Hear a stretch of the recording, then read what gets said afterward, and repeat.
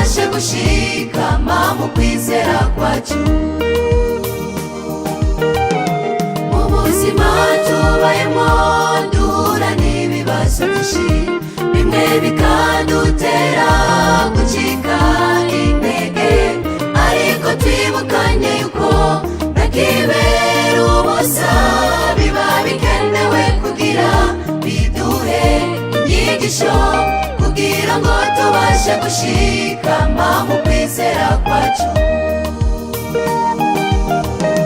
Aho tujya inshuti nyanshuti nibo babaye abambere mu kuducira imizi kuzimu no mu kutugirira nabi, ariko birengagije yuko mw'ijuru hari Imana, niyo yabana natwe mu gihe turi mu bibazo. Abo tujya inshuti nyanshuti nibo babaye abambere mu kuducira imizi kuzimu no mu kutugirira nabi, ariko birengagije yuko mw'ijuru hari Imana, niyo yabana natwe mu gihe turi mu bibazo.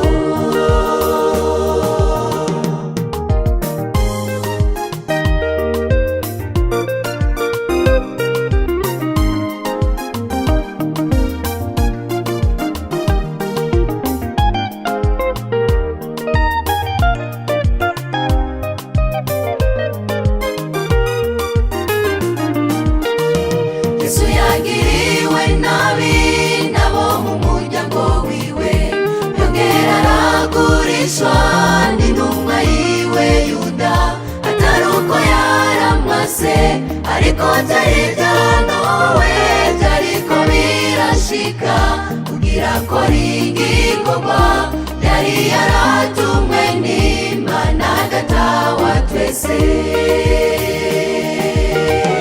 Yesu yagiriwe nabi nabo mu muryango wiwe, yongera aragurishwa n'intumwa yiwe Yuda, atari uko yaramwase, ariko byari byanuwe, byariko birashika kugira ko igikorwa yari yaratumwe n'Imana Data wa twese.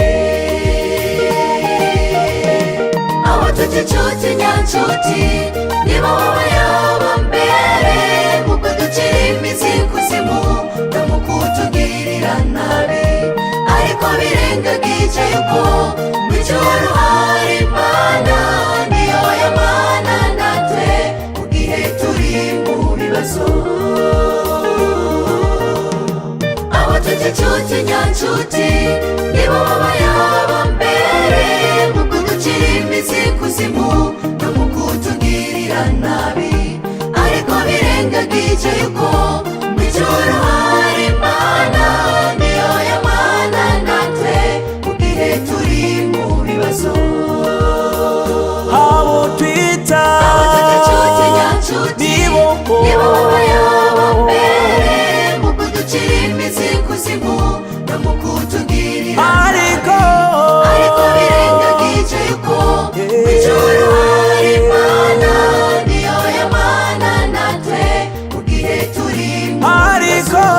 Ariko birengagije yuko mw'ijuru hari Imana, niyo yabana natwe mu gihe turi mu bibazo. Ariko birengagije yuko